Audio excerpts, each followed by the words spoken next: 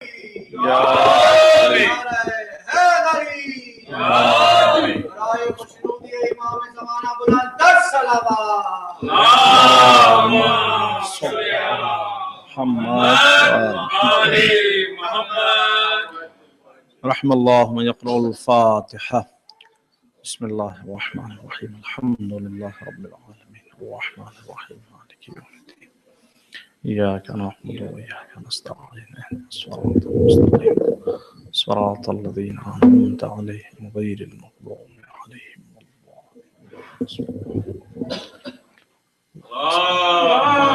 صلی علی محمد لا حول ولا قوة إلا بالله العلي العظيم. أعوذ بالله من الشيطان الرجيم. بسم الله الرحمن الرحيم. الحمد لله رب العالمين والصلاة والسلام على أشرف الأنبياء والمرسلين حبيب إله العالمين سيدنا ومولانا أبي القاسم المصطفى محمد صلى الله عليه وسلم وعلى أهل بيته الطيبين الطاهرين المعصومين المظلومين ولعنة الله على أعدائهم أجمعين. أما بعد، فقد قال الله الحكيم في الذكر الكريم: أعوذ بالله من الشيطان الرجيم. بسم الله الرحمن الرحيم. له معقبات من بين يديه ومن خلفه يحفظونه من أمر الله إن الله لا يغير ما بقوم حتى يغيروا ما بأنفسهم وإذا أراد الله بقوم سوءا فلا مرد له وما لهم من دونه من وال. صلوات. اللہم صلی علی محمد. یہ سورہ مبارک رات کی آیت نمبر 11 ہے، اور اس آیت میں اللہ سبحانہ و تعالی نے دو بہت ہی امپورٹنٹ مسائل پر روشنی ڈالی ہے، اور دو بہت ہی امپورٹنٹ مسائل کی طرف انسانوں کو متوجہ کیا ہے. جو آیت کا پہلا حصہ ہے اس کا ترجمہ یہ ہے: لہو معقبات من بین یدیہ ومن خلفہ. اللہ نے ہر انسان کے ساتھ مسلسل اس کا خیال رکھنے والے، اس کی مدد کرنے والے، اس کا سپورٹ کرنے والے، آگے سے پیچھے سے ہر طرح کے خطروں سے اس کو بچانے والے فرشتوں کو مقرر کر رکھا ہے. لہو معقبات من بین یدیہ ومن خلفہ یحفظونہ من امر اللہ. وہ اللہ کے وہ فیصلے کہ جو حتمی فیصلے نہیں ہیں، جو دنیا میں پرابلمز ہیں، جو اللہ کا بنایا ہوا نظام ہے، اس نظام میں جو بہرحال انسان کے لیے رسکس ہیں، خطرے ہیں، ڈینجرز ہیں، وہ فرشتے اس سے اس کو بچاتے رہتے ہیں. معصومین علیہ الصلوۃ والسلام نے، امام جعفر صادق علیہ السلام نے، امام محمد باقر علیہ السلام نے اس آیت کی تفسیر اس طرح سے بیان فرمائی ہے، اس جملے کی، کہ ہر انسان کے ساتھ دو فرشتے ہیں. دو فرشتے دن میں مامور ہوتے ہیں اور دو فرشتے رات میں مامور ہوتے ہیں، اور جن کی ذمہ داری ہوتی ہے کہ وہ انسان کو ہر طرح سے پروٹیکٹ کریں، اور انسان کو جو ان ایکسپیکٹڈ ڈینجرز ہیں یا جو ایکسپیکٹڈ ڈینجرز ہیں، خطرے ہیں، ان سے بچاتے رہیں. آپ دیکھیں کہ حقیقت میں ہماری پوری زندگی خطروں میں گھری ہوئی ہے. ہماری پوری زندگی خطروں میں. آپ چل رہے ہیں، بھی ذرا سا ڈس بیلنس ہوئے، گر گئے، پیر ٹوٹ گیا، ہاتھ ٹوٹ گیا، سر پہ لگ گئی، انسان مر گیا. خاص طور سے چھوٹے بچوں میں آپ دیکھیں اس چیز کو. چھوٹے بچوں میں جو جن کے ہاں پہلے بچہ پیدا ہوتا ہے، پہلا بچہ، وہ ماں باپ مسلسل گھبراتے رہتے ہیں، پریشان رہتے ہیں کہ یہ بچے کو کچھ ہو نہ جائے کہیں. اتنے خطرے ہوتے ہیں، ایسی ایسی وہ حرکتیں کرتا ہے، کبھی ادھر جا رہا ہے کبھی ادھر جا رہا ہے، ہر طرف خطرے ہیں، لیکن اس کے باوجود بھی آپ دیکھیں تو اس کا پروٹیکشن ہو رہا ہے. وہ پروٹیکشن کون دے رہا ہے اس کو؟ ہر انسان اس کو محسوس کر سکتا ہے، کہیں سے ہو رہا ہے پروٹیکشن. ہم خود چل رہے ہیں، راستہ چل رہے ہیں، سانس لے رہے ہیں، نہ جانے کتنے جرمز ہیں، کتنے بیکٹیریا ہیں، یہ سب وہ خطرے ہیں کہ جنہیں ہم محسوس ہی نہیں کر سکتے. ہم ان کے بارے میں ڈیفینڈ لیس ہیں، ہم کچھ نہیں کر سکتے. تو ہم کو ان خطروں سے کون بچاتا ہے؟ یہ آیت اللہ نے قرآن میں نازل فرمائی اور اس میں اس کا جواب دیا. اور اس کے بعد معصومین علیہ الصلوۃ والسلام نے یہ بھی فرمایا ہے کہ جب اللہ کا حتمی فیصلہ آ جاتا ہے، جب اللہ کی قدر آ جاتی ہے، اللہ کی طرف سے قضا آ جاتی ہے، تو پھر اللہ انسان کے درمیان اور انسان کو جو پرابلمز تھریٹ کر رہی ہیں ان کے درمیان اور ان فرشتوں کے درمیان ایک طرح سے کرٹن کریٹ کر دیتا ہے کہ وہ فرشتے پھر انسان کو پروٹیکٹ نہیں کرتے اور پھر انسان مصیبت میں پھنس جاتا ہے. ہر روز انسان ڈرائیو کرتا ہے، ہر روز انسان سفر کرتا ہے. یہ ایک دن اچانک کیسے ایکسیڈنٹ ہو گیا؟ ہر انسان ہر روز چلتا ہے، اسی راستے سے چلتا ہے، اسی گھر میں چلتا ہے. ایک دن کیا ہو گیا کہ اس کا پیر پھسل گیا؟ وہ فرشتے اللہ کے حکم سے اس موقع پر انسان کو پروٹیکٹ نہیں کرتے، اور وہ قضا جب آ جاتی ہے تو ظاہر سی بات ہے انسان نابینا ہو جاتا ہے. نہ جانے کتنے ایسے مسائل ہوتے ہیں زندگی میں، آپ حضرات نے برابر دیکھا ہوگا کہ جب وہ پرابلم ہماری زندگی میں آتی ہے تو ہم خود جب سوچتے ہیں اس پرابلم کے بعد تو ہم خود اپنے کو بلیم کرتے ہیں کہ ہاؤ اسٹیوپڈ آئی واز، میں کتنا بے وقوف تھا کہ میں نے یہ غلطی کر دی. وہ میں بے وقوف نہیں تھا.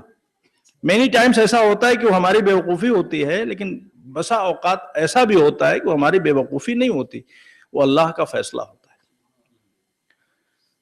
اب گاڑی چلا رہے ہیں، نہ جانے کتنی مرتبہ انسان ہزاروں کلومیٹرز گاڑی چلا چکا ہے، اچانک ایکسیڈنٹ ہو گیا. انسان خود بعد میں سوچتا ہے کہ یہ ہوا کیوں، اس کو کچھ سمجھ میں نہیں آتی کوئی ریزن کہ ایسا کیوں ہوا. تو اللہ اس پروٹیکشن کو ٹیمپریری طور پر ریموو کر دیتا ہے. اور اس سلسلے میں آپ دیکھیں کہ انسان کتنا چالاک ہوتا ہے، کتنا ہوشیار ہوتا ہے، لیکن کبھی کبھی ایسی غلطی کر دیتا ہے کہ ہر انسان، ہمیں تم سے تو یہ امید نہیں تھی کہ تم یہ کام کرو گے. ایسا لگتا ہے کہ جیسے کوئی انسان پاگل ہو گیا تھا، وقتی طور پہ اس کا دماغ جو ہے خراب ہو گیا تھا. دماغ اس کا نہیں خراب ہوا تھا.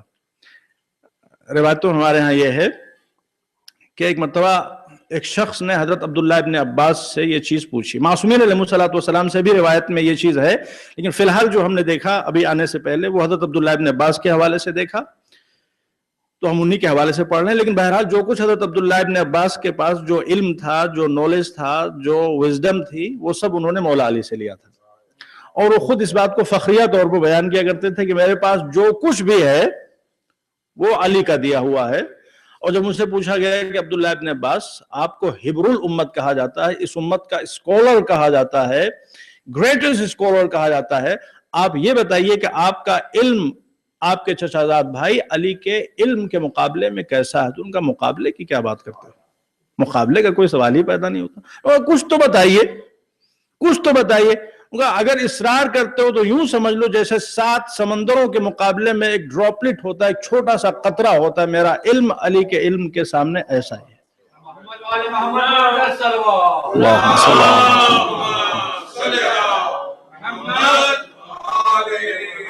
تو ان سے ایک سوال کرنے والے نے ایک سوال کیا، اور ہو سکتا ہے سوال آپ کے ذہن میں آیا ہو کہ عبداللہ ابن عباس جو حضرت سلیمان کا واقعہ ہے، حضرت سلیمان کا واقعہ کو ٹریول کر رہے تھے، اور پھر اس کے بعد پورا ہدہد والا واقعہ، وَتَفَقَّدَ الطَّيْرَ فَقَالَ وَقَالَ، اور پھر اس کے بعد میں وہ ہے کہ حضرت سلیمان علیہ السلام نے ہدہد کے بارے میں پوچھا کہ وہ کہاں ہے، اور پھر فرمایا کہ کہاں ہے ہدہد، میں اس کو نہیں دیکھ رہا ہوں، مجھے نظر نہیں آ رہا ہے. تو سوال کرنے والے نے سوال یہ کیا کہ حضرت سلیمان نے تمام اتنے سارے پرندے، ہزاروں قسم کے پرندے، صرف ہدہد کو کیوں آپ نے تلاش کیا؟ وَتَفَقَّدَ الطَّيْرَ، حضرت سلیمان نے تمام پرندوں کو ڈھونڈا اور پوچھا کس کے بارے میں؟ ہدہد کے بارے میں، کہ ہدہد کہاں ہے؟ اس کو ہدہد کو انگلش میں کیا کہتے ہیں؟ ہوپر سم تھنگ، اس طرح سے کچھ اس کا نام ہے، سمجھتے ہیں؟ ہوپر نہیں، وڈ پیکر ہدہد نہیں، ہدہد الگ ہوتا ہے، ہوپ اس طرح سے کچھ تھوڑا سا عجیب غریب ٹائپ کا نام ہے، وہ قرآن کے ٹرانسلیشن میں لکھا ہوا ہوتا ہے جی۔ تو بہرحال ہدہد، تو حضرت سلیمان نے ہدہد کو کیوں پوچھا خاص طور سے؟ تو حضرت عبداللہ ابن عباس نے جواب یہ دیا کہ اصل میں ہدہد حضرت سلیمان کے لیے انجینئر کا کام کرتا تھا۔ ماشاءاللہ انجینئرز بہت ہیں یہاں پہ۔ حضرت سلیمان کے لیے ہدہد انجینئر کا کام کرتا تھا۔ کہا وہ کیسے؟ کہا کہ وہ ٹریول کر رہے تھے اور وہ یہ جاننا چاہ رہے تھے کہ جس جگہ وہ کھڑے ہوئے ہیں اگر وہ وہاں پہ بورنگ کرتے ہیں، ظاہر سی بات ہے ٹریول کرنے میں پانی کی ضرورت ہے، تو پانی کی گہرائی کتنی ہے، یہاں پانی ہے کہ نہیں جس جگہ کھڑے ہوئے ہیں، اور اگر ہے تو کتنی گہرائی میں کتنا کھودنا پڑے گا تب جا کے سرچشمہ اور ابلے گا اور کنویں سے پانی نکلے گا۔ اب آپ غور فرما رہے ہیں، یعنی ہدہد کے اندر یہ صلاحیت موجود ہے کہ وہ زمین کی گہرائی میں 40 فٹ 60 فٹ 80 فٹ کہاں پانی ہے کہاں نہیں ہے وہ دیکھ سکتا ہے، اس کو اللہ نے وہ بینائی دی ہے۔ اور حضرت سلیمان اس کی اس طاقت کو یوز کیا کرتے تھے باقاعدہ طور پر۔ تو اب سوال کرنے والے نے دوسرا سوال یہ کیا کہ عبداللہ ابن عباس، وہ ہدہد کہ جس کی بینائی اتنی شارپ ہے کہ زمین کی تہ میں اتر کر یا زمین کے سینے کو چیر کر زمین کی تہ کے اندر چھپے ہوئے پانی کو دیکھ لیتا ہے، کیا ہو جاتا ہے کہ ایک بچہ ایک جال لگاتا ہے اور وہ ہدہد اس جال کو نہیں دیکھ پاتا اور اس کے جال میں پھنس جاتا ہے؟ آپ خود سوچیں، کوشچن ہے کہ نہیں امپورٹنٹ؟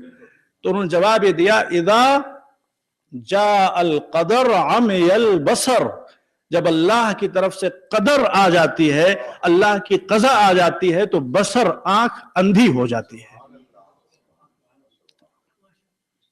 تو ہدہد جب پھنس جاتا ہے جال میں، اتنا ہوشیار پرندہ، تو انسان ہے۔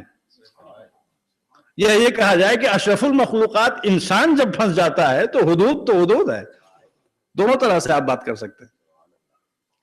تو یہ اللہ کا فیصلہ جب آ جاتا ہے انسان کے نام، آپ دیکھیں کہ انسان بڑے بڑے ڈاکٹرز، بڑے بڑے انجینئرز، بڑے بڑے ڈاکٹرز خاص طور سے جو ہیلتھ کے ایکسپرٹس ہیں، وہ بیمار ہو جاتے ہیں اور وہ کوئی ایسا کام کر جاتے ہیں کہ جس کی وجہ سے ان کی بیماری ڈیٹیریوٹ ہو جاتی ہے، ان کی بیماری ورسن ہو جاتی ہے، اور اس کے بعد میں وہ ظاہر سی بات ہے اس دنیا میں چلے جاتے ہیں۔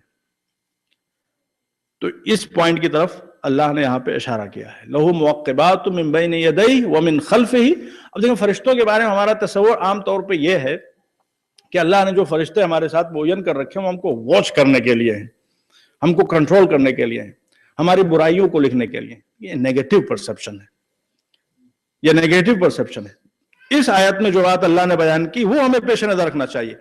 اللہ نے یہ پورا سسٹم اس لیے نہیں بنایا ہے کہ وہ ہم کو گرفت میں لے اور ہم کو پھنسائے اور ہم کو جکڑے۔ اللہ نے فرشتے ہمارے ساتھ اس لیے مقرر نہیں کیے ہیں کہ ہماری برائیوں کو ایک ایک کر کے وہ لکھیں اور اس کے بعد میں ہم کو اس کے مطابق سزا دے۔ اصل یہ ہے کہ اللہ نے فرشتوں کو ہمارے ساتھ اس لیے مقرر کیا تاکہ وہ ہماری ایکسٹرا ہیلپ کریں، ہمیں ایکسٹرا سپورٹ دینے کے لیے، پروٹیکشن کے لیے اللہ نے فرشتے بنائے ہیں اور فرشتے مقرر کیے ہیں اور ہمارے ساتھ رکھے ہیں۔ یہ اسلام کا تصور ہے۔ فرشتوں کے بارے میں ہم کو نیگیٹو نہیں ہونا چاہیے۔ ہاں اب ظاہر سی بات ہے وہ فرشتے، ان کا یہ ان کی سائیڈ ڈیوٹی ہے کہ وہ ہم پہ نظر بھی رکھیں کہ یہ کیا کر رہا ہے اور کیا نہیں کر رہا ہے۔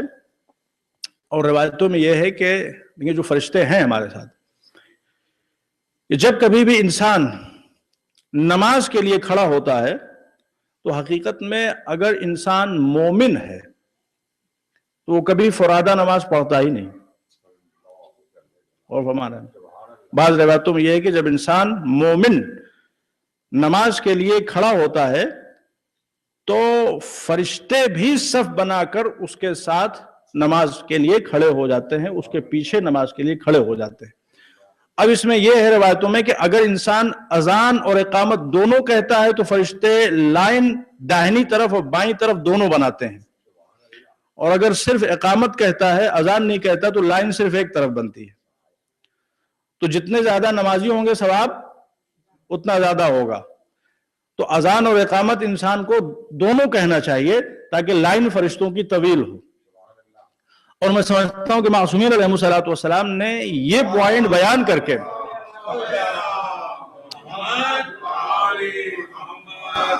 ہمارے سامنے ایک ایسا مسئلہ کھڑا کر دیا ہے کہ اگر انسان اس پہ غور کرے تو یہی پوائنٹ حقیقت میں انسان کی ہدایت کے لیے اور اصلاح کے لیے کافی ہے کہ یہ فرشتے جو ہمارے ساتھ ہر وقت موجود ہیں، جو ہر وقت ہم کو دیکھ رہے ہیں، واچ کر رہے ہیں، یہ فرشتے وہ ہیں کہ جنہیں ہمیں نماز پڑھانا ہے، یہ ہمارے ماموم ہیں، یہ ہمارے مقتدی ہیں۔ لیکن گھر کی تنہائیوں میں ایک انسان کچھ بھی کر سکتا ہے، لیکن جو حضرات اس کے معتقد ہوں، اس کے پیچھے نماز پڑھتے ہوں، اگر ذرا سی بھی غیرت ہوگی تو ان کے سامنے انسان برا کام کرنے سے پرہیز کرے گا کہ اگر میں ان کے سامنے کوئی غلط کام کروں، میں فرض کر لیجیے مثال کے طور پر کہ میں کتنا ہی بڑا دھوکے باز ہوں، میں کتنا ہی بڑا چیٹر ہوں، کتنا ہی بڑا جھوٹا ہوں، کتنا ہی بڑا جو بھی آپ کے لیے جتنی بھی برائیاں آپ سوچ سکتے ہو، سب برائیاں میرے اندر پائی جاتی ہیں۔ میں ہمیشہ لوگوں کی غیبت کرتا ہوں، میں ہمیشہ لوگوں کا مذاق اڑاتا ہوں۔ البتہ یہ بھی خیر عجیب بات ہے کہ اگر میں ابھی داڑھی مڑا کے ان کے ساتھ، یہ مجھے لینے کے لیے آئے، آج جوانی بھائی لینے کے لیے آئے تھے، اگر جب میں نکلوں گھر سے اور داڑھی مڈائے ہوئے ہوں اور گاڑی میں بیٹھوں تو مولانا آپ نماز پڑھانے کے لیے جا رہے ہیں، یہ داڑھی کیا ہوا ہے؟ میں داڑھی مڈا کے آ جاؤں تو یہ میرے پیچھے نماز نہیں پڑھیں گے، اور ان کے ساتھ میں بیٹھ کے آؤں اور وہاں سے یہاں تک مسلسل غیبت کرتا ہوا ہوں تو یہ میرے پیچھے نماز پڑھ لیں گے۔ آپ کے نہیں، داڑھی مڈانا گناہ ہے، لیکن غیبت کرنا کون زیادہ بڑا گناہ ہے؟ غیبت کرنا اس سے کہیں زیادہ بڑا گناہ ہے۔ میں غیبت کرتا ہوں، مومن کے درمیان میں بیٹھوں، میں غیبت کروں، دوسرے کا مذاق اڑاؤں، ہنسوں اور طرح طرح کی بڑا باتیں کروں، سب میرے پیچھے نماز پڑھ لیں گے، اور میں داڑھی منہ ڈالوں تو میرے پیچھے نماز کوئی نہیں پڑھے گا۔ یہ ہم نے شفٹ کر دیا ہے، جو گناہ بڑا تھا اس کو ہم نے چھوٹا بنا دیا، جو چھوٹا تھا اس کو بڑا بنا دیا۔ تو کیا کہہ رہا تھا میں؟ نہیں، اس سے پہلے کیا بات تھی؟ ہاں، یہ فرشتوں کی بات تھی کہ فرشتے ہمارے ساتھ ہے۔ تو یہ جو معصومین نے ہم کو کانسیپٹ دیا، یہی ہماری ہدایت کے لیے کافی ہے۔ میں ان کے سامنے ہر طرح کا گناہ کروں گا، لیکن کم از کم جس کو یہ گناہ سمجھتے ہیں وہ گناہ میں ان کے سامنے کبھی نہیں کروں گا، اس لیے ان کو میرے پیچھے نماز پڑھنا ہے۔ اگر یہ پتا چلا کہ میں نماز پڑھنے لیے کھڑا ہو گیا اور یہ سامنے کھڑے ہو گئے، لوگوں سے کہا کہ ان کو میں نے یہ گناہ کرتے دیکھا ہے، تو میری کیا حیثیت رہ جائے گی؟ یا اگر یہ نہ بھی کہے تو بھی میں سوچوں گا تو صحیح کم از کم کہ اس کو میرے پیچھے نماز پڑھنا اور مجھے اس کے آگے کھڑا ہونا ہے، کم از کم اس کے سامنے میں یہ گناہ نہ کروں۔ تو اگر یہی تصور انسان یہاں پہ رکھ لے، وہ فرشتے جو انسان کے ساتھ ہر وقت موجود ہے اور ہمارے تمام اعمال کو دیکھ رہے ہیں، کوئی بھی عمل ہم ان سے چھپا کے کر ہی نہیں سکتے، یہ وہ فرشتے ہیں کہ جو ہمارے مقتدی بھی ہیں، ہمیں ان کو نماز بھی پڑھانا ہے۔ تو کم از کم اس تصور سے انسان کو اپنے آپ کو گناہوں سے بچانا چاہیے۔ کہیں ایسا نہ ہو کہ نماز پڑھنے کے لیے کھڑے ہو تو یہ فرشتے کہیں ہم پروردگار تو ہم کو حکم دے رہا ہے کہ ہم اس کے پیچھے نماز پڑھیں، ہم اس کے پیچھے نماز کیسے پڑھیں؟ اس کو تو ہم نے خود دیکھا ہے فسق و فجور کرتے ہوئے، اس کو تو ہم نے خود دیکھا ہے گناہ کبیرہ کرتے ہوئے۔ تو معصومین علیہ السلام نے پوائنٹ بیان کر کے ہر مومن کو اتنا رسپونسبل بنا دیا ہے کہ وہ خود سیلف رسپونسبل فیل کرے، کہ وہ جب اپنے آپ کو اتنا اوپر بنائے کہ جب وہ نماز پڑھنے کے لیے کھڑا ہو تو فرشتے، معصوم فرشتے اس کے پیچھے سکون کے ساتھ، اطمینان کے ساتھ نماز پڑھ سکیں، اور فرشتوں کی صفیں اس کے پیچھے نماز پڑھ سکیں۔ ہر مومن کا اسٹینڈرڈ اتنا بلند ہونا چاہیے، کردار کے اعتبار سے، اخلاق کے اعتبار سے، علم اور تقوی کے اعتبار سے۔ ایک صلوات پڑھتے ہیں محمد وعلی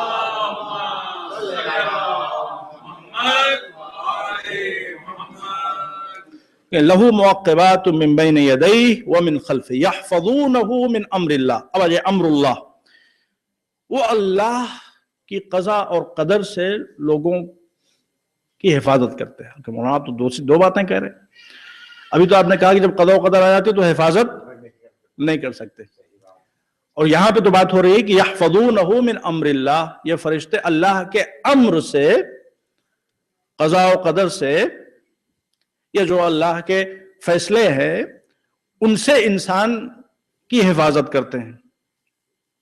تو یہ کیا چیز ہے؟ تو حقیقت میں دیکھیں دو طرح کے فیصلے ہیں. قضاء و قدر دو طرح کی ہوتی ہے. علامہ طباطبائی نے اس پوائنٹ کو بہت اچھی طرح سے اپنی تفسیر میں واضح کیا ہے. ثم قضى اجلا واجل مسمى عنده، دو طرح کی قضا ہے اور دو طرح کی قدر ہے. ایک قضاء و قدر کنڈیشنل ہے، bound with circumstances, bound by circumstances, اور ایک قضاء و قدر وہ ہے کہ جو انکنڈیشنل ہے، جس کو اجل مسمى کہا جاتا ہے. تو یہ فرشتے جو ہماری حفاظت کر سکتے ہیں وہ ان مسائل کے سلسلے میں ہماری حفاظت کر سکتے ہیں جو حتمی نہیں ہے، جو ڈیٹرمنڈ نہیں ہے،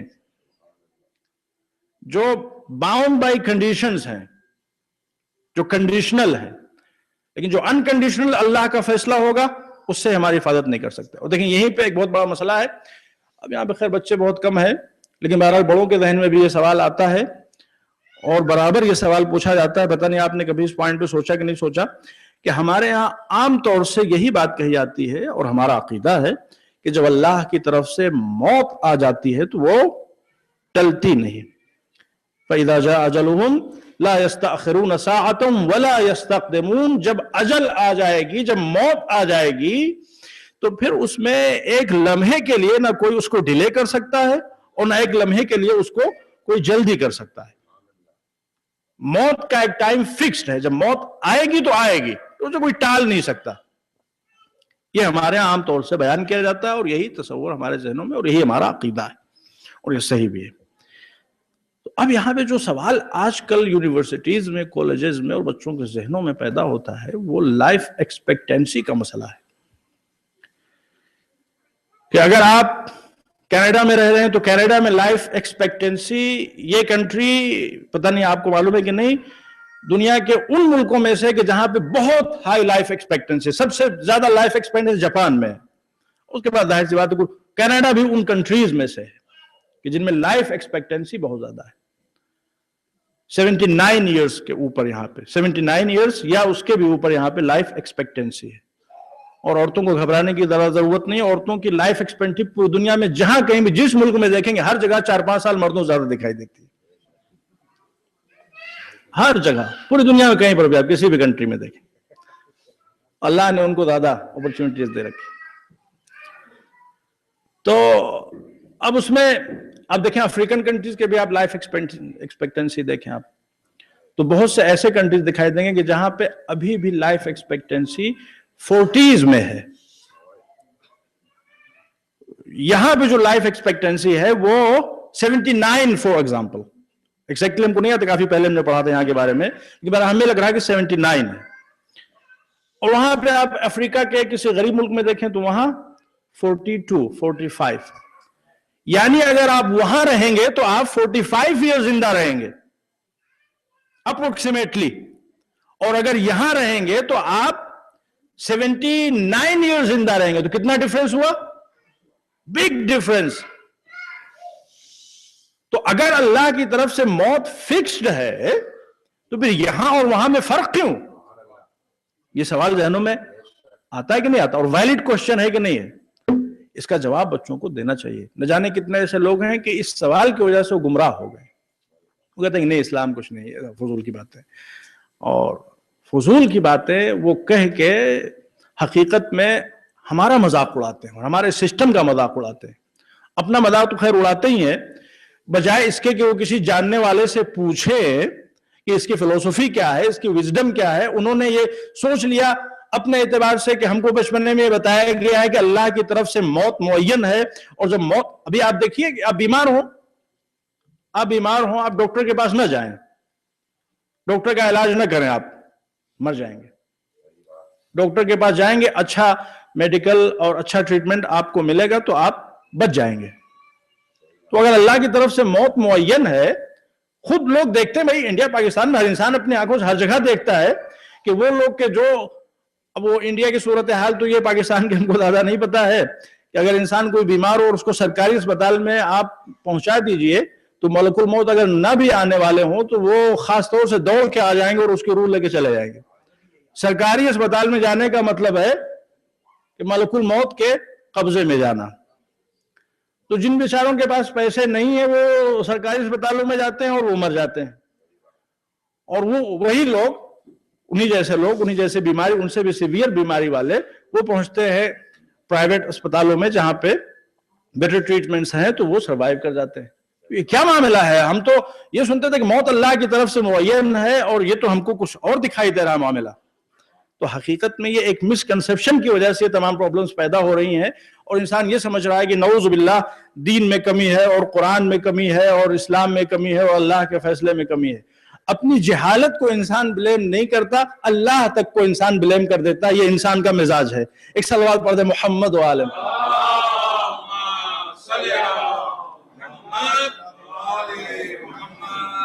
دیکھیں اس میں اسی آیت میں جواب ہے. ثم قضى اجلا واجل مسمى عنده. قرآن میں دو طرح کی موت کا تذکرہ کیا گیا ہے. ایک موت کو اجل معلق کہا جاتا ہے. امام جعفر صادق علیہ السلام نے اس آیت کی تفسیر میں وضاحت فرمائی ہے کہ یہ جو اللہ نے کہا ثم قضى اجلا، پھر اللہ نے انسان کے لیے ایک مدت مقرر فرمائی، قضا اور قدر کیا ایک مدت. یہ جو پہلی والی اجل ہے اس سے مراد اجل معلق ہے، اجل مشروط ہے، کنڈیشنل ڈیتھ ہے. وہ اجل مسمى عنده. لیکن جو ڈیٹرمنڈ اور انکنڈیشنل ڈیتھ ہے، ٹائم پیریڈ انسان کے لیے ہے، اس کا علم صرف اللہ کے پاس ہے. اور یہ جو قرآن میں فلسفی بیان جو اللہ نے قرآن میں مختلف آیتوں میں کہا ہے کہ اس کو کوئی ٹال نہیں سکتا، نہ ایک منٹ پہلے نہ ایک منٹ بعد میں، یہ وہ موت ہے کہ جو اللہ کے علم میں ہے اور جو ڈیٹرمنڈ ہے، جو انکنڈیشنل ہے. لیکن جو کنڈیشنل موت ہے اس میں سرکمسٹینسز اور ڈیفرنٹ کنڈیشنز اس کو ڈیلے بھی کر سکتے ہیں اور اس کو ارلی بھی کر سکتے ہیں. تو موت دو طرح کی ہے. جب انسان نے اللہ کو پیدا جب اللہ نے انسان کو خلق کیا تو ہر انسان کے لیے اللہ نے دو طرح کی موت معین فرمائی.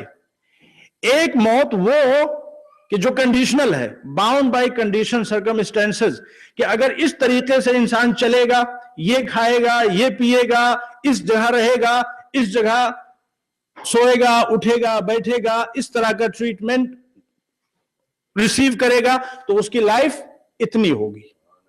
ٹھیک، کنڈیشنل ہو گئی ہے. اور اگر افریقہ میں رہے گا، اس کنٹری میں کہ جہاں پہ 45 ایئرس اگر وہاں رہے گا اور اس طریقے سے رہے گا جیسے وہاں لوگ رہ رہے ہیں تو 45 ایئرس. اور اگر آ گیا کینیڈا میں اور کینیڈا میں آ کے رہا اور اس اسٹینڈرڈ سے رہا جس اسٹینڈرڈ سے لوگ یہاں رہتے ہیں تو ہو سکتا ہے 79 ایئرس تک یا 80 ایئرس تک پہنچ جائے. یہ کنڈیشنل موت ہوئی اللہ کی طرف سے. اور دوسری موت جو ہے وہ انکنڈیشنل، وہ ڈیٹرمنڈ ہے. اس میں کوئی فرق نہیں پڑے گا کہ کینیڈا میں رہے، امریکہ میں رہے، دنیا کے کسی بھی ملک میں چلا جائے، جب وہ آ جائے گی تو نہ ایک منٹ ادھر ہوگی نہ ادھر ہوگی. تو دو موت اللہ کی طرف سے آلریڈی معین ہے. اور اگر اس کو اور بہتر طور پہ آپ سمجھنا چاہیں تو دیکھیں خود اللہ نے قرآن کی بہت سی آیتوں میں اس بات کو بیان کیا اور معصومین علیہ السلام نے مزید وضاحت کی ہے کہ کچھ چیزیں ایسی ہیں کہ جو انسان کی موت کو پہلے لانے میں یا دیر میں لانے میں مددگار ثابت ہوتی ہیں. فور ایگزامپل قطع رحم اور صلہ رحم. اگر انسان اپنے رشتہ داروں کے ساتھ، خصوصاً ان رشتہ داروں کے ساتھ جو اس کے ساتھ برا سلوک کرتے ہیں، جو اس کو اگنور کرتے ہیں، جو اس کے ساتھ زیادتی کرتے ہیں، اگر انسان ان رشتہ داروں کے ساتھ حسن سلوک کرے گا، صلہ رحم کرے گا تو اس کی زندگی میں اضافہ ہو جائے گا. اور اگر انسان قطع رحم کرے گا تو اس کی زندگی میں کمی ہو جائے گی. اگر انسان کنجوسی کے ساتھ زندگی گزارے گا اس کی زندگی کم ہو جائے گی. اگر انسان صدقہ اور خیرات دیتا رہے گا، چیریٹی کرتا رہے گا، اللہ کی راہ میں زیادہ نوازتا رہے گا تو اس کی عمر بڑھ جائے گی. تو یہ تمام وہ چیزیں ہیں کہ جو افیکٹ کرتی ہیں اس موت کو، اس مدت کو جو کنڈیشنل ہے. اس لیے کہ جو اللہ کی طرف سے قضاء و قدر، جو حتمی قضاء و قدر ہے، ڈیٹرمنڈ، اس کو کوئی بھی چیز نہ ادھر کر سکتی ہے نہ ادھر کر سکتی ہے. انسان اگر آپ یوں سوچیں صدقے کے ذریعے سے انسان کی لائف بڑھتی تو انسان ہمیشہ صدقہ دیتا رہتا ہے، کبھی مرے گا نہیں، مرے گا وہ. لیکن وہ موت ٹلتی ہے صدقے کے ذریعے سے کہ جو کنڈیشنل ہے، وہ موت کے جو انکنڈیشنل ہے وہ حاتم طائی کو بھی آئی, اور وہ حاتم طائی کے بھی ہزاروں حاتم طائی اور لاکھوں حاتم طائی جنم لیتے تو جو انسان حاتم طائی کی شکل میں ظاہر ہوتا, جسے علی بن ابی طالب کہا جاتا ہے, ان کو بھی وہ موت آئی. اللہم صلی علی محمد وعلی محمد. تو وہ جو اجل مسمى ہے, جب وہ آئے گی تو اس میں کوئی تاخیر نہیں ہو سکتی. اور اس سلسلے میں بہت سے واقعات بھی ہمارے کتابوں میں ملتے ہیں. میں ایک واقعات کرتا ہوں, اس کے بعد میں آپ کی رحمت تمام. حقیقت میں سوچا تھا کہ اس آیت میں 2 پوائنٹس بیان کیے گئے, دونوں کی طرف اشارہ کریں گے, لیکن بہرحال وہ بات وہاں تک نہیں پہنچ پائی, تو بس ایک پوائنٹ پہ اکتفا کرتے ہیں. حضرت موسیٰ علیہ السلام ایک راستے سے گزر رہے تھے اور اپنے دوست و احباب کے ساتھ, اصحاب کے ساتھ, آپ نے ایک شخص کو دیکھا, کہا کہ یہ شخص تھوڑی دیر میں مر جائے گا, اس کی موت آ چکی ہے. اور پھر اس کے بعد حضرت موسیٰ علیہ السلام گئے اور جو آپ کا اپنا کام تھا, ٹاسک تھا, اسے انجام دیا, اور انجام دینے کے بعد میں پلٹے تو لوگوں نے دیکھا کہ وہ ہٹا کٹا بالکل صحیح و سالم ہے, ہیلتھی, اسی طرح سے کھڑا ہوا ہے ٹھہر. اور یا نبی اللہ, یہ آپ نے کیا فرمایا, ہم تو آلریڈی ضعیف الایمان ہیں, اور آپ کی ان باتوں کو دیکھ کر تو ہمارا ایمان بالکل ہی رخصت ہو جائے گا. ہم نے کہا تھا کہ یہ مر جائے گا, اور اسے مر جانا چاہیے تب تک, لیکن زندہ ہے. تو آپ نے کہا کہ چلو چل کے اسی سے پوچھتے ہیں کہ ہوا کیا. تو اس کے پاس حضرت موسیٰ علیہ السلام آئے, اور آنے کے بعد کہا کہ بھائی میں اللہ کا نبی ہوں, اور میرے پاس ظاہر سی بات ہے وہ علم ہے کہ جو عام انسانوں کے پاس نہیں ہے. میرے علم کے مطابق تجھے مر جانا چاہیے تھا, اس وقت قبر میں ہونا چاہیے تھا, تو یہاں کیا کر رہا ہے. تو اس نے کہا یا نبی اللہ, بالکل صحیح فرما رہے ہیں, جو واقعہ میرے ساتھ ہوا وہ میں آپ کو بتا دوں. کہ میں لکڑی کاٹتا ہوں, ووڈ کٹر ہوں, اور جنگل سے میں لکڑیاں کاٹ کے اور پورا جو ہے وہ گٹھر بنا کے اپنے سر پہ رکھ کے لے آیا. اور جب میں نے اس گٹھر کو زمین پہ پھینکا, ٹو مائی سرپرائز, اور میری فیملی سب کے لیے بگیسٹ سرپرائز, کہ اس لکڑی کے اندر ایک ایسا سانپ تھا کہ اگر کسی کو وہ پھونک بھی دے تو اس کی زندگی کا اسٹریٹ اوے آن اسپاٹ خاتمہ ہو جائے. اور میں اس سانپ کو جنگل سے اٹھا کے لکڑیوں کے درمیان لے کے آیا, اور اتنا لمبا سفر طے کیا, اس کو میں نے رکھا لکڑیوں میں, لکڑی سمجھ کے, اور اس کو لے کے آیا, اور لے کے آنے کے بعد میں یہاں تک اس کے ساتھ رہا, اس نے مجھے نہیں کاٹا. تو تو نے کیا کیا؟ کہا کہ میں نے صدقہ دیا تھا. اور موسیٰ علیہ السلام نے فرمایا کہ یہ صدقہ تھا کہ جس نے تیری آئی ہوئی موت کو ٹال دیا. وہ موت کا کوز تیرے ساتھ رہا, مگر تیرے صدقے کی وجہ سے اس کے اندر ہمت نہ ہوئی کہ وہ تجھ کو ٹچ کر سکے اور تجھ کو اپنی لپیٹ میں لے سکے. تو یہ وہ موت ہے کہ جو ٹل سکتی ہے. اور عزیزان محترم, صدقے کی امپورٹنس بھی ہے, اور صلہ رحم, خاص طور سے صلہ رحم. معصومین علیہ السلام نے فرمایا ہے کہ وہ موتیں, کہ دیکھیں انسان ہزاروں کی تعداد میں, لاکھوں کی تعداد میں مرتا ہے. معصومین فرماتے ہیں کہ زیادہ تر موتیں وہ ہوتی ہیں کہ جو انسان کے عمل کی وجہ سے آتی ہیں. وہ موتیں کم ہوتی ہیں جو اللہ کے فیصلے کی وجہ سے آتی ہیں. یعنی وہ موتیں جو ہوتی ہیں عام طور سے ان کو ایزیلی اوائڈ کیا جا سکتا ہے صرف اللہ کے قانون پر پابندی کے ساتھ عمل کرنے کی وجہ سے, اللہ کے بتائے ہوئے راستے پر چلنے کی. یہ معصومین کا ارشاد ہے کہ زیادہ تر موتیں انسانوں کے اپنے اعمال کی وجہ سے ہوتی ہیں, اللہ کے فیصلے کی وجہ سے نہیں ہوتی. اور اس دنیا میں بڑا عجیب و غریب سسٹم ہے, اس کا بالکل وقت میں گنجائش نہیں میں اس پہ روشنی ڈالوں. کوز اینڈ ایفیکٹ کا سسٹم ہم فیل نہیں کرتے, ہم محسوس نہیں کرتے, لیکن اللہ نے پورا سسٹم ایسا بنایا ہے کہ ہم جو کچھ بھی کریں گے کسی نہ کسی مصیبت سے جو ہماری زندگی میں آتی ہے اس کا لنک ضرور ہوتا ہے. ہم فیل نہیں کر پاتے, ہم سمجھ نہیں پاتے. روایتوں میں ہے, میں ایک دو نمونے عرض کر دوں آپ کے سامنے, کہ ایک شخص مولا علی کی خدمت میں آپ کے اصحاب میں سے, اور وہاں پہ وہ کرسی رکھی ہوئی تھی اور اس کرسی پہ بیٹھنا چاہتے تھے کہ اچانک وہ گر گئے اور ان کا پیر ٹوٹ گیا. یا امیر المومنین, میں تو آپ سے ملنے کے لیے اچانک کیا مصیبت آ گئی میری زندگی میں. تو آپ نے فرمایا کہ تو جب کرسی پہ بیٹھنا چاہتا تھا تو نے بسم اللہ نہیں کہا, چونکہ تو نے بسم اللہ نہیں کہا اس کی سزا تجھ کو اس شکل میں ملی. تو غور فرما رہے ہیں آپ.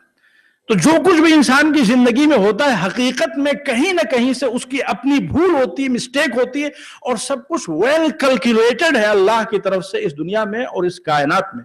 Many times we understand the cause of our problems and many times we don't understand. بما کسبت ایدیکم، اللہ نے کہا ما اصابکم من مصیبت فبما کسبت ایدیکم، جتنی بھی مصیبتیں تمہاری زندگی میں آتی ہیں، جتنی مصیبتیں، زیادہ تر مصیبتیں وہ حقیقت میں تمہارے اپنے عمل کا نتیجہ ہوتی ہیں، تمہارے اپنے عمل کا نتیجہ ہوتی ہیں. اور خاص طور سے شیعان اہل بیت علیہ الصلوۃ والسلام کی زندگی میں جو مصیبتیں آتی ہیں وہ ان کے عمل کا نتیجہ ہوتی ہیں. تو دیکھ میں ایک چھوٹا سا واقعہ بیان کرتا ہوں. ایک رجب علی خیاط گزرے، بہت مشہور عارف باللہ، نام آپ نے ان کا سنا ہوگا برابر ممبروں سے. تو ان کے بارے میں ملتا ہے وہ ایک مرتبہ ایک راستے سے گزر رہے تھے. وہ ایک راستے سے گزر رہے تھے اور ادھر سے اونٹوں کی قطار جا رہی تھی. تو جب ایک اونٹ کے پاس سے وہ گزرے تو اس نے، بھائی کو اونٹ لمبا ہوتا اور اس کی ٹانگ بھی کافی لمبی ہوتی، اس نے ان کی طرف ٹانگ اٹھائی. گھبرا گئے، کیا ہوا؟ چونکہ وہ سمجھتے تھے کہ جو کچھ بھی اس دنیا میں ہوتا ہے سب کہیں نہ کہیں سے جڑا ہوا ہوتا ہے.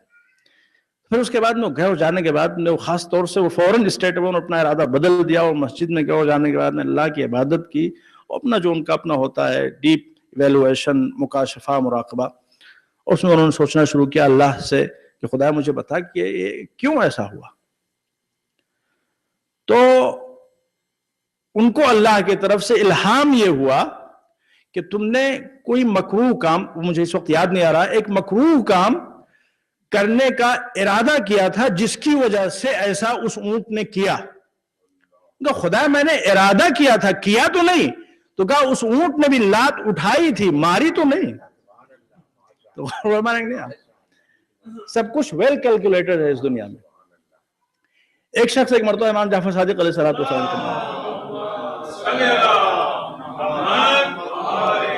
کے آخری بات میں اس کا تو آنے بعد اس نے کہا کہ مولا ہماری زندگی میں مصیبتیں اور یہ پریشانیاں.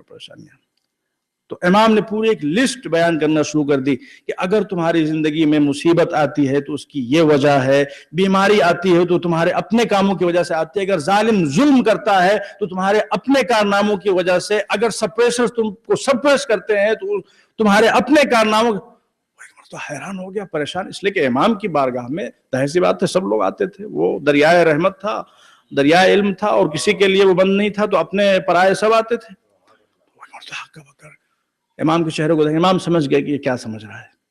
امام سمجھ گئے کہ یہ بیچارہ احساس کمتری کا شکار ہو رہا ہے. یہ جو دوسرے ہیں بعد میں جا کے مذاق اڑائیں گے، کہیں گے کہ تم لوگ تو شیعہ ہونے کا دعویٰ کرتے ہو اور تم اپنے گناہوں کی وجہ سے اس دنیا میں اتنے بڑے بڑے بھگتان بھگتتے ہو. تمہاری زندگی میں جتنی پرابلمز ہیں، جتنی مصیبتیں ہیں، سب تمہارے اپنے گناہوں کی وجہ سے، اپنے کاموں کی وجہ سے. ہمارا جا کے مذاق اڑائیں گے بعد میں. اس کے ذہن میں یہ تھا، اور جو کچھ اس کے ذہن میں تھا اللہ کی مشیت سے امام نے اس کے ذہن کو پڑھ لیا. اور پھر امام نے کہا کہ گھبراؤ نہیں. تمہاری زندگی میں یہ پرابلمز اس لیے آتی ہیں تاکہ اسی دنیا میں تمہارے گناہوں کا کفارہ ہو جائے. دوسروں کی زندگیوں میں اگر وہ پرابلمز نہیں آتی تو اس لیے تاکہ ان کو آخرت کے عذاب میں مبتلا کیا جائے. یہ اللہ کا عجیب و غریب نظام ہے کہ اس دنیا میں ہماری زندگی میں بہت سی پرابلمز آتی ہیں. روایتوں میں کہ اگر تم کو بخار چڑھتا ہے تو کوئی نہ کوئی گناہ ہوتا ہے جس کی وجہ سے تم کو بخار چڑھا. اگر تم کو ٹھوکر لگتی ہے تو تم نے کوئی غلطی کی جس کی وجہ سے ٹھوکر لگتی. جو کچھ ہم نے نمونے عرض کیا آپ کے سامنے، جو کچھ بھی تمہاری زندگی میں ہوتا ہے کہیں نہ کہیں سے تمہاری مسٹیک ہے. معصومین نے فرمایا کہ حقیقت میں چونکہ تم ہمارے ہو، ہمارے چاہنے والے ہو، اللہ کا کرم ہے کہ اسی دنیا میں اللہ تمہارے گناہوں کی سزا تم کو دے دیتا ہے تاکہ آخرت میں تم گناہوں کا بھگتان نہ بھگتو اور اسٹریٹ اوے تم جنت تک پہنچا دیے جاؤ. اللہم صلی علی محمد. اب یہ پورا اللہ کا بنایا ہوا ایک نظام ہے. مومن کی زندگی میں مصیبتیں آتی ہیں، ان مصیبتوں کے ذریعے سے بہت سے گناہ کلیئر ہو جاتے ہیں، اور پھر اس کے بعد میں جب انسان مر رہا ہوتا ہے تو جو مومنین سخت موت سے دوچار ہوتے ہیں، ان موت کی سختیوں کے ذریعے سے اللہ ان کے گناہوں کو کلیئر کر دیتا ہے. پھر اس کے بعد میں قبر میں جاتے ہیں، قبر میں کچھ سختیاں ہوتی ہیں ان کے ذریعے سے اللہ ان کو کلیئر کر دیتا ہے، پھر برزخ میں سختیاں ہوتی ہیں ان سختیوں کے ذریعے سے ان کو پیوریفائی کر دیا جاتا ہے، تاکہ جب وہ محشر میں پہنچے on the day of judgment ان کا حساب کتاب کلیئر ہو چکا ہو اور ان کو جنت میں بھیجا جا سکے اور جہنم سے ان کو بچایا جا سکے۔ ہو سکتا ہے یہاں پہ آپ کے ذہنوں میں سوال یہ پیدا ہوا ہو کہ کیا ضرورت ہے مومنین کو کلیئر کرنے کی اتنا زیادہ، کیا ضرورت ہے پیوریفائی کرنے کی، کیا اللہ قادر نہیں؟ اللہ ہر چیز میں قادر ہے، لیکن اللہ کا بنایا ہوا سسٹم یہ ہے، اور اس سسٹم میں یہ چیز واضح طور پر اللہ نے قرآن میں بیان کی ہے کہ جنت پاکیزگی کی جگہ ہے اور جنت میں کوئی بھی گندگی نہیں جا سکتی، اور گناہ سب سے بڑی گندگی ہے۔ تو مومنین نے جو گناہ کیے ہیں ان گناہوں کا پاک ہونا ضروری ہے، ان گناہوں کا صاف ہونا ضروری ہے، لہذا اللہ نے ڈیفرنٹ سسٹمز بنا رکھے ہیں ان گناہوں کو واش آؤٹ کرنے کے لیے۔ کچھ تو ہماری زندگی میں اپنی پرابلمز ہوتی ہیں، کچھ بیماریاں ہوتی ہیں، کچھ ظالموں کی سختیاں ہوتی ہیں، کچھ موت کے وقت کی سختیاں ہوتی ہیں، کچھ قبر کی، کچھ برزخ کی، اور اس طرح سے اللہ ہم کو مستقل مختلف مرحلوں میں پیوریفائی کرتا رہتا، اس لیے کہ جنت پاکیزگی کی جگہ ہے اور جنت میں گناہ نام کی کوئی گندگی نہیں جا سکتی۔ یہ اللہ کا بنایا ہوا پورا نظام ہے۔ بزرگان محترم، کربلا والے ہم سب کے لیے نمونہ عمل ہیں، اور انشاءاللہ جو آیت کا دوسرا حصہ رہ گیا اس پہ ہم پھر کبھی گفتگو کریں گے۔ کربلا میں آپ دیکھیں سختیاں، مصیبتیں، کبھی کبھی تو ہمارے گناہوں کی وجہ سے ہم نے تفصیل سے روشنی ڈالی، اور کبھی کبھی حقیقت میں مومنین کے درجات کو بلند کرنے کے لیے ہوتی ہیں۔ اردو کا ایک مشہور مصرع ہے، جن کے رتبے ہیں سوا ان کو سوا مشکل ہے، جن کے رتبے جتنے بلند ہیں ان کی زندگی میں پرابلمز اور مصیبتیں بھی اتنی ہی زیادہ ہیں۔ ایک پرائمری کے بچے کو ہائی اسکول کا پیپر نہیں دیا جا سکتا، جس کا جتنا لیول ہوتا ہے اسی کے لیول کے مطابق حقیقت میں اس کا ٹیسٹ ہوتا ہے، اس کا امتحان ہوتا ہے۔ تندیے باد مخالف سے نہ گھبرائے عقاب، یہ تو چلتی ہے تجھے اونچا اڑانے کے لیے۔ اولیاء اللہ کی زندگی میں، اللہ کے پیاروں کی زندگی میں مصیبتیں آتی ہیں حقیقت میں ان کو اوپر کرنے کے لیے، ان کے گریڈز کو، ان کے درجات کو بلند سے بلند تر کرنے کے لیے۔ خداوند متعال کی بارگاہ میں دعا ہے کہ ہماری زندگی میں جو مصیبتیں آتی ہیں وہ دوسرے سبب سے ہوں، پہلے سبب سے نہ ہوں۔ کربلا والوں کی زندگی میں جو مصیبتیں آئیں وہ حقیقت میں ان کے درجات کو، ان کے مراتب کو بلند کرنے کے لیے۔ امام حسین علیہ السلام کی شہادت کے عوض اللہ نے امام کو کیا سے کیا عطا کیا، نسل امامت کو امام کی نسل میں رکھ دیا۔ امام حسین تو امام حسین، جس جگہ دفن ہو گئے اس جگہ کی مٹی کو مومنین کے لیے شفا بنا دیا۔ اجابت الدعاء تحت قبتہ، جو دعا کہیں قبول نہ ہوتی ہو اس طلائی قبے کے نیچے اگر دعا کی جائے تو دعا قبول ہو جائے گی۔ تو جتنی بھی مصیبتیں کربلا والوں کی زندگی میں آئیں حقیقت میں ان کے درجات کو بلند کرنے کے لیے، اور وہ اللہ کی طرف سے فیصلہ تھا، وہ اللہ کی طرف سے قضاء و قدر تھی ان کے درجات کو بلند کرنے کے لیے۔ بس جانے محترم، کیسی کیسی مصیبتیں آئیں امام کی زندگی میں۔ صرف ایک مصیبت کی طرف عرض کرتا ہوں، پیاس کی مصیبت۔ دو جملے پڑھوں گا مصائب کے، ماہ شعبان میں زیادہ تر مصائب نہیں پڑھتا، لیکن بہرحال بات آگے صرف دو جملے عرض کرتا ہوں۔ ہم اور آپ جب کبھی بھی پیاس کا نام آتا ہے تو کمسن سکینہ کو یاد کرتے ہیں، لیکن امام حسین علیہ السلام کی پیاس وہ عجیب و غریب پیاس تھی، جس پیاس کا ماتم اس کمسن سکینہ نے کیا ہے۔ جب اسب باوفا امام کی شہادت کے بعد پلٹ کے آیا ہے اور تمام بیویوں نے ذوالجناح کو اپنے حلقے میں لے لیا ہے، تمام بیویاں اپنے اپنے طور پہ بین کر رہی تھیں، مگر سکینہ کے بین کرنے کا انداز بالکل بدلا ہوا تھا۔ یا جواد ابی ہل سقیا ابی ام قتل عطشانا، اے میرے بابا کے گھوڑے، میں تجھ سے اپنے بابا کی خیریت نہیں پوچھتی، تیری ڈھلی ہوئی زین بتا رہی ہے میرا بابا مارا گیا، تیری پیشانی پہ لگا ہوا خون بتا رہا ہے سکینہ یتیم ہو گئی، تیرے جسم میں چبھے ہوئے تیر بتا رہے ہیں کہ سکینہ بے باپ کے ہو گئی، میں تجھ سے اپنے بابا کی خیریت نہیں پوچھتی، بس اتنا بتا کہ دم آخر میرے پیاسے بابا کو پانی ملا یا ظالموں نے پیاسا ذبح کر دیا؟